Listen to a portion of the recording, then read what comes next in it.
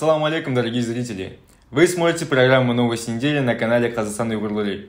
Предлагаем вашему вниманию новости и анализ материалов о жизни уйгуров Казахстана. Здесь делают честные новости. С вами ведущий блока новостей Досмахамед Тильназ и Мамедов Диас.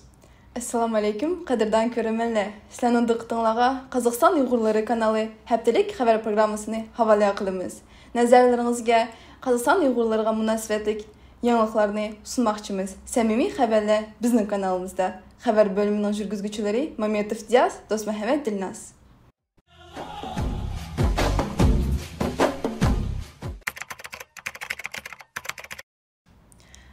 Almatı şəhərlik Uyğur Etno Mədəniyyət Mərkəzi həm Cümhuriyyətlik Asiya Bugün Gezisi konkurs festivalinin mükaffatlaş mərasimini uyuşturdu. Biz Asiya Bugün Gezisini Oxuyumuz namlıq festivali 101-ci məktəb gimnaziyada ötküzüldü. Sənin diqqətinizə vaqiya orundan bizning korrespondentlardan xəbər. Qayırlı kun, hürmetli qonaqlar, ustadlar men o'quvchilar. Mektabimizda o'tkazilib жатқан qo'sh mereki o'zbek sportchi және шығармашыл o'quvchilarni marapatlaw rasmini qo'sh keldingizlar.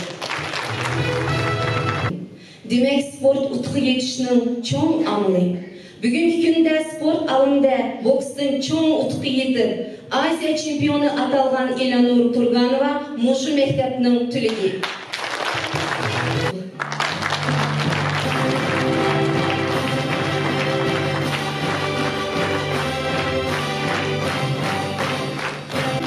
Kanunlar Genişliği'nin yeni bölümüne məxsus mükafat Koran Otur Məktebi oxucusu Bəxtinur Abdüvəliyeva. Bizim mədəniyyətimizə artistlar, milli teatrımızga kadrlar gerek, milli muhabbimizga kadrlar gerek. Kim bu işini əməl başlar? Bizim yaxşı jurnalistlərimiz gerek. Bugünkü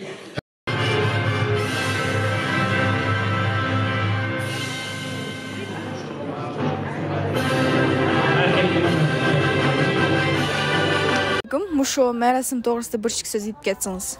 Endi жаңа yaxshi bilisizlar, bizning Cumhuriyetlik Mustaqil Asiya Bugün Gezisi bu birinchi navbatda Almut shaharlik Uyg'ur etno madaniyat markazining organi ham tashkilimiz shu shaharlik madaniyat markazi 2006-yildan boshlab chiqyapti. Gezitimizniki endi ko'pchilik yaxshi bildi. Biz ikki tilda Uyg'urcha ham Ruscha, rus tilida shundaqla o'zimizningki qadimiy yozig'imizdan Arab Uyg'ur yozig'ida shundan deyapmiz. Bugungi buni chorlik tadbirini uyushtirishning sababi birinchidan tashviqot. Asiya Bugün Gezisini tashviqot qilish, targ'ibot qilish, uning mushtirlar sonining ko'payishi haqida o'yladik.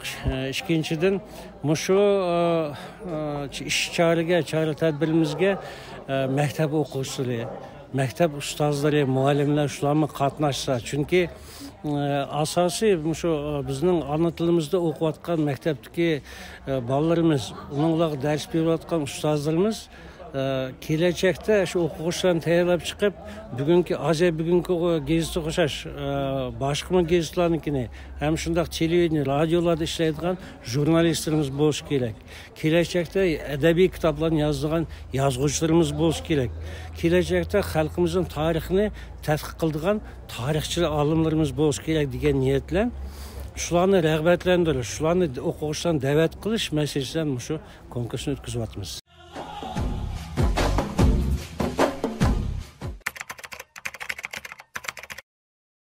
Ноября 2023 года в городе Жаркент было организовано праздничное мероприятие, на которое были приглашены женщины преклонного возраста сел Панфиловского района. Мероприятие организовано женским комитетом под председателем Махинур Аюповой при поддержке этнокультурного центра области Житсу и Жаркентского филиала Республиканского этнокультурного центра уйгуров Казахстана. Многие многодетные матери были награждены за свой благодарный труд медалями от Республиканского этнокультурного центра уйгуров Казахстана.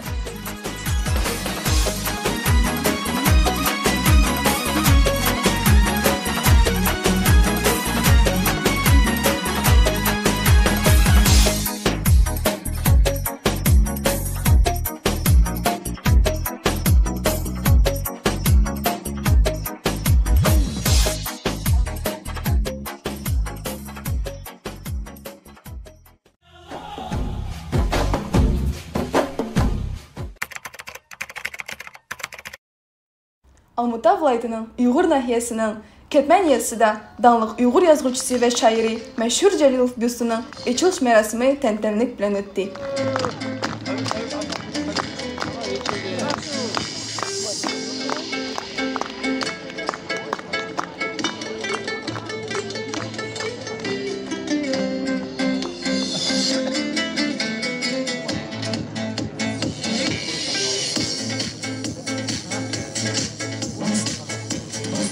Qo'shiqlarim qo'yish rasmi.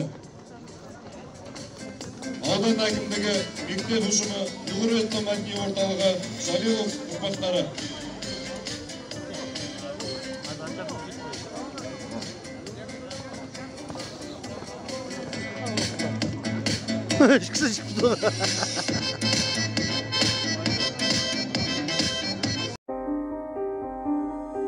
Армысың туған елім дархан далам, қырларың сырларың көп ашылмаған, ұстаздықтың нар жүгін сезінсін деп, ғаламат бақ сыйлады ғасыр маған. Ақын, ұстаз, қоғам қайраткері Мәшһүр Жәлилов 1930 жылы 28 желтоқсанда Алматы облысы Ұйғыр ауданы Кетпен ауылында дүниеге келген. Кетпен ауылындағы мектепте білім алып, 1948 жылы Панфилов педагогикалық училищесінде, 1959 жылы Абай атындағы Қазақ мемлекеттік педагогикалық институтына оқуға түседі. Алғашқы ұстаздық қадамын Бөдет ауылындағы мектептен бастап, кейін Кетпен орта мектебінде жұмысын жалғастырды.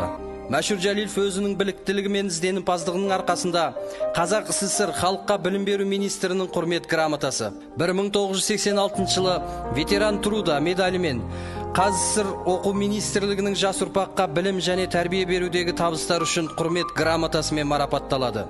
Ал 1989 жылы СССР оқу үздігі, СССР жазушылар одағының мүшесі, 1990 жылы Қазақстан жазушылар одағының мүшесі, Ұйғыр ауданының құрметті азаматы атағы берілді.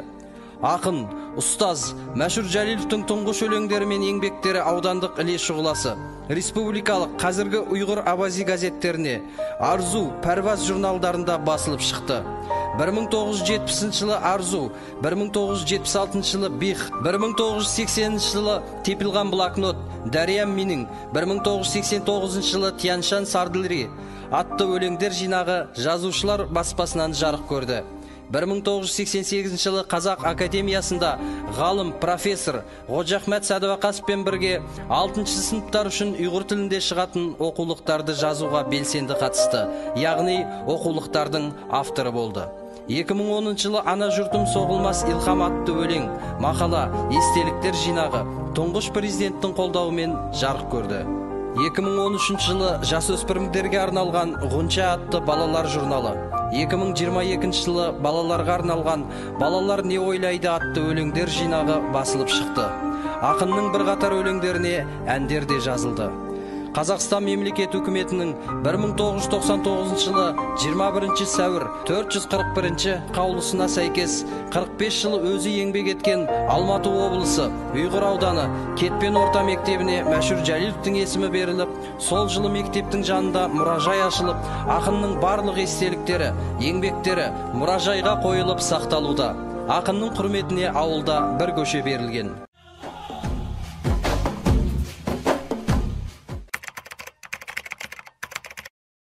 В Астане состоялась торжественная церемония присвоения звания «Почетный гражданин Республики Казахстан». Одним из тех, кто получил это почетное звание, стали председатель Алматинского этнокультурного центра уйгуров Казахстана Османжан Обулов, а также председатель Совета старейшин при Республиканском уйгурском этнокультурном центре Ярмухамад Кибиров. Уйгурского центра города Алматы, председатель комитета местного самоуправления при аппарате Акима Турксибского района. Активно ведет работу по укреплению единства, мира и согласия в обществе, воспитанию подрастающего поколения в духе казахстанского патриотизма.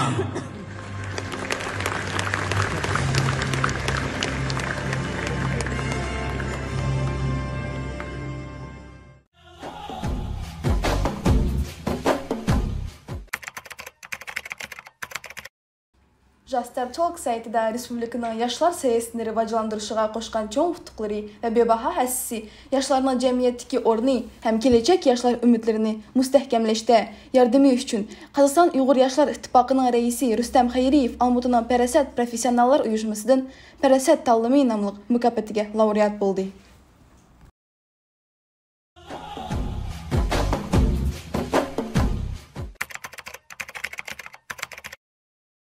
Известному казахстанскому художнику и дизайнеру Ашиму Курбанову была вручена юбилейная медаль в честь 90-летия Союза художников Казахстана.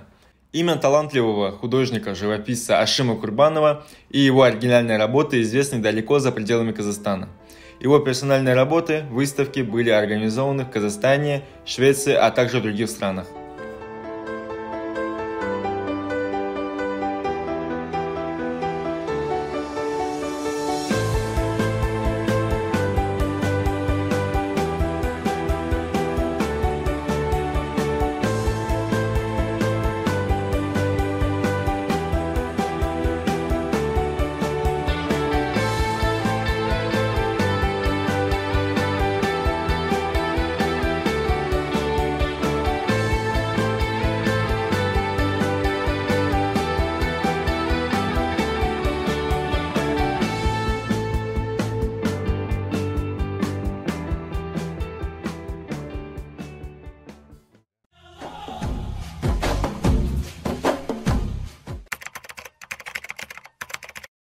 Ташкент фотосурәтләр өйдә Уйгыр рәссамларының мәдәни мирас намлык бәдди күргәзмәсе үткәрелде. Күргәзмәдә Өзбекстан, Казакстан, Кыргызстан, Россия, Германия, Англия, АКШ охшаш дәүләтләрдә яшап иҗат кылган 50-кә якын рәссамларның 100дән ошык әсәрләре намаиш ителде.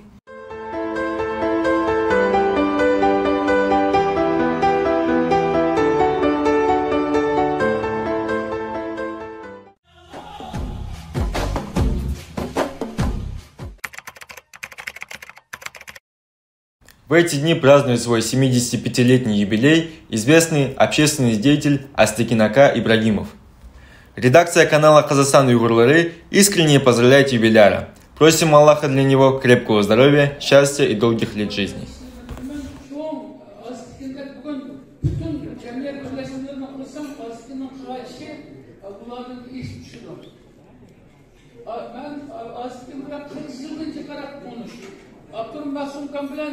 Cek köp, alışat yok, sözlü şart yok, muğlu şart yok. Öz vaxtında ben şurada koyu geldi, Abdurumka, sizden tek vaxtınızda meşhur bir kitap yazıp alayım.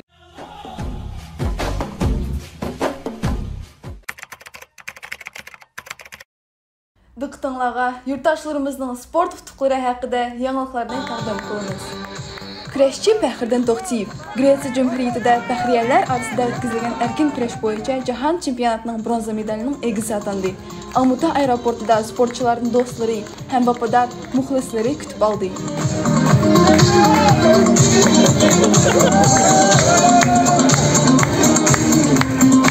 Давай, шах!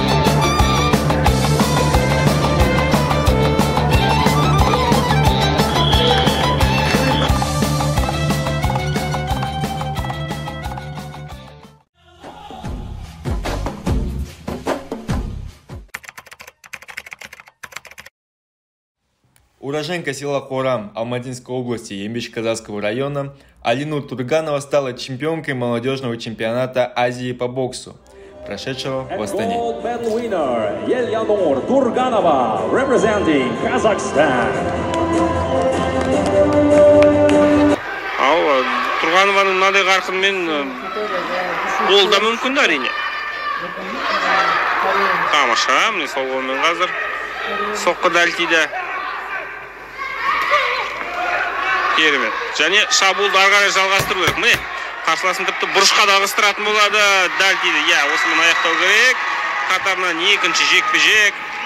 өзара жартылай финалда Турганова қарсы айқасатын боксшыны анықтайтын болады.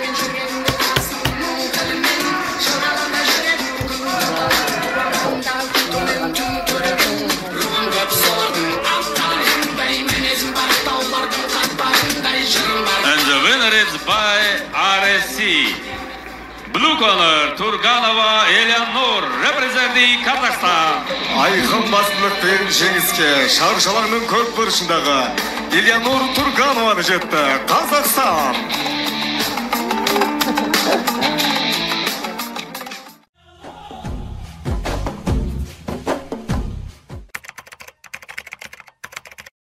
Yakında Astana şəhərdə Greenbelt WBC Kazakhstan namlı pilotluk layihəsinin finalı ötküzüldü. Layihə nəticəsində Almatıdan çıxan 3 yaşlı boksçular WBC çempionluq bəlbağının həm 1 milyon təngilik mükafatına egildi. Onlardan arasında Almata vilayətinin Uznağaç yesində doğulğan Yarmuhamedov Zülfat yurtdaşımız var.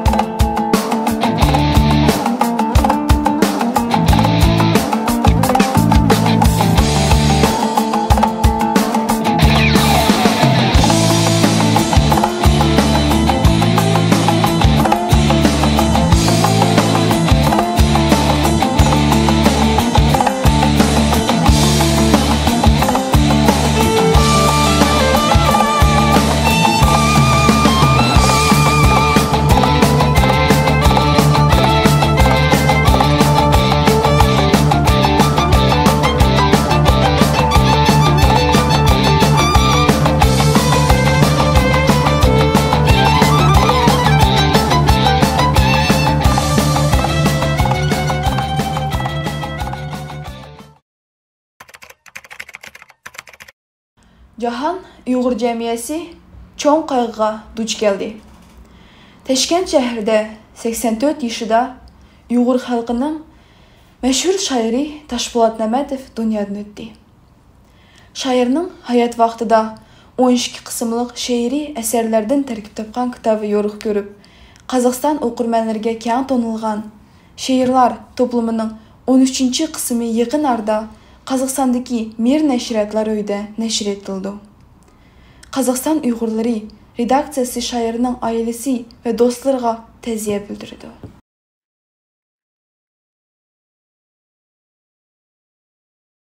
На этом наша программа подходит к завершению. В эфире был канал Казахстан Уйгурлары с программой «Новости». Здесь делают честные новости.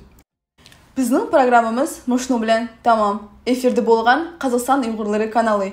Xabarlar programmasi. Samimiy xabarlar bizning kanalimizda.